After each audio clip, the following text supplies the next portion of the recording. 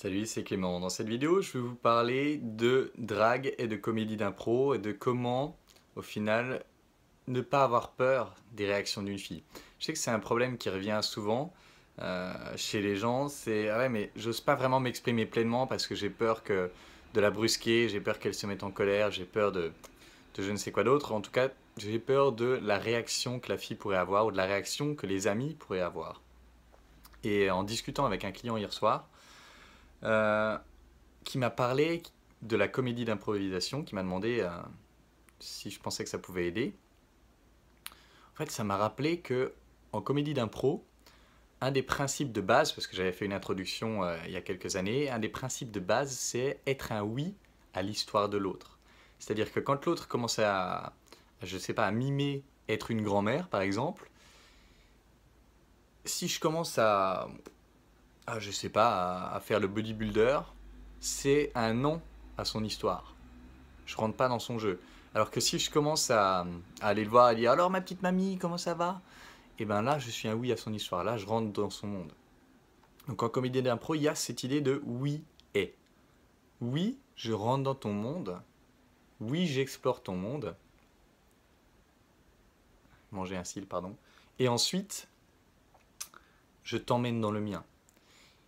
Et comment est-ce que ça va vous aider en séduction? C'est très simple. Imaginez que vous sexualisiez et c'est quelque chose d'un peu trop fort pour elle à ce moment-là et qu'elle réagisse un peu choquée.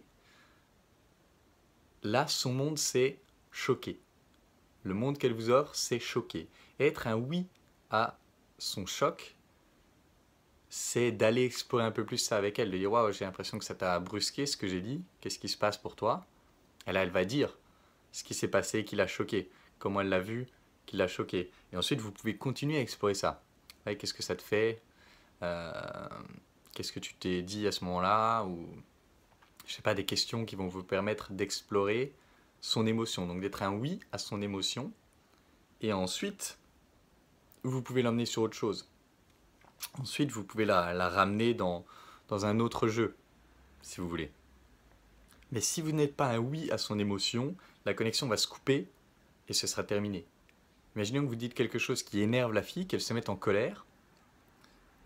Si vous n'allez pas écouter pleinement cette colère, si vous n'allez pas être avec elle dans la tempête, comme dit David Deida,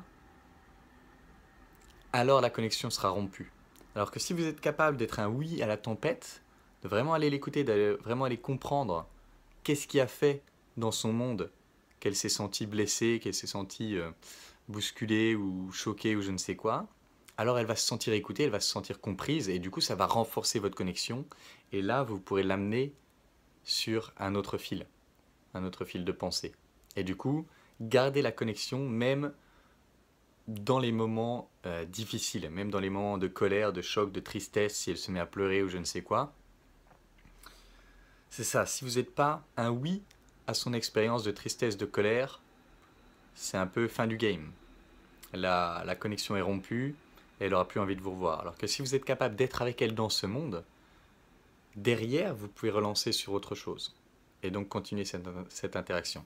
Donc pour moi, c'est ça la vraie connexion entre le théâtre d'impro et la séduction authentique.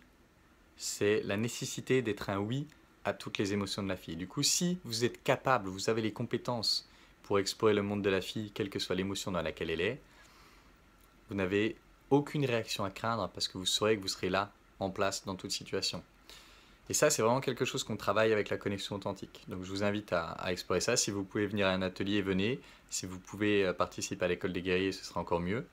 Et c'est vraiment avec ça qu'on développe une confiance, je dirais vraiment absolue.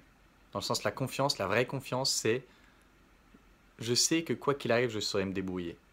Et si vous êtes capable, si vous avez les compétences d'être avec l'autre dans son monde, même quand son monde est chaotique, vous n'avez rien à craindre. Voilà, c'est tout pour cette vidéo. J'espère qu'elle vous aura aidé. Et en attendant la prochaine, je vous embrasse et je vous dis à bientôt. Ciao.